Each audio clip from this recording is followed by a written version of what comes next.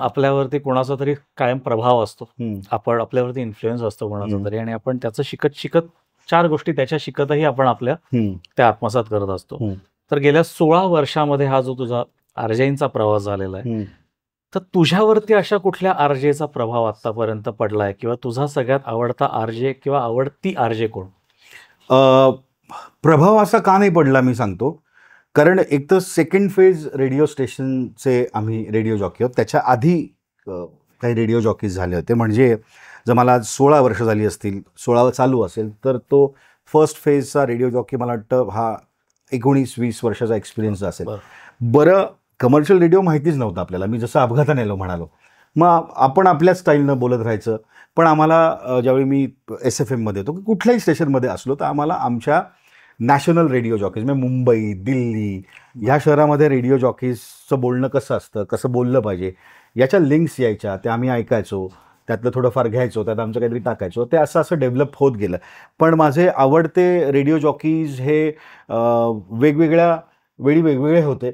ज्यांच्यावर मी काम केलं ते माझे सगळेच आवडते रेडिओ जॉकी आहेत. सो तरी मी आता संग्राम हा माझ्याकडे म्हणजे सकाळचा शो करतो. सो तो माझा चांगला मित्र आहे. सो तो चांगलं बोलतो, छान बोलतो. नक्कीच. सोनाली चांगलं बोलते, श्रुती छान बोलते, आमचा राहुल चांगलं बोलतो.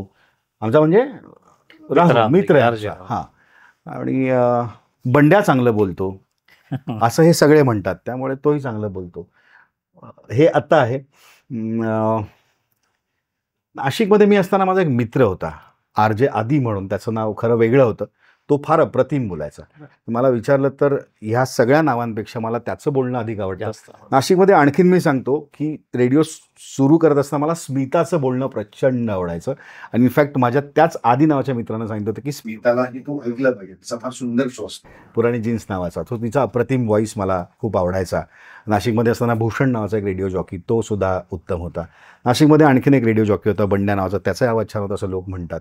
सो ही सगळी मंडळी. आणि खरं तर मी खरं सांगू स्वप्नील की हा मला आवडतो आणि हा मला आवडत नाही असं मी म्हणतच नाही, म्हणूच शकत नाही. कारण कुठल्याही नवख्या रेडिओ जॉकीचा किंवा एक्सपिरियन्स रेडिओ जॉकीचा शो ऐकल्यानंतर सुद्धा मला असं वाटतं की मैं इससे कुछ सीख सकता हूँ. कदाचित त्यानं वापरलेला एखादा वेगळा शब्द मी 8 दिवसांनी माझ्या शोमध्ये घेतो.